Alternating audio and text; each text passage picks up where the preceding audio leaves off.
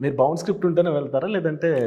Not necessary. ఇప్పుడు నేను bound script వింటాను కదా, అక్కడ సెట్లోకి వచ్చిన తర్వాత డైరెక్ట్ ఏదైనా చేంజ్ చేయొచ్చు. నాకు ఇదే చెప్పావు ఎందుకు ఇది తీయాలి అని నేను అడగను.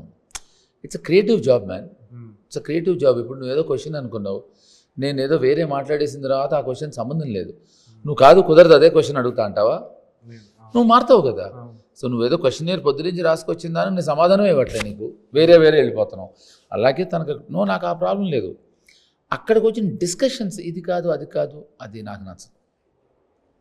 లేదా నువ్వు రేపు గ్యాప్ తీసేసుకో, షూటింగ్ పెట్టకు, నీకు డౌట్ ఉంటే దా మనం కూర్చొని మాట్లాడుకుందాం అంత. పైగా ఇప్పుడు నాకు కథనం క్యారెక్టరేషన్ ఇది మనం అనుకున్న తర్వాత నీ ఇష్టం, నాకు అనవసరం తర్వాత.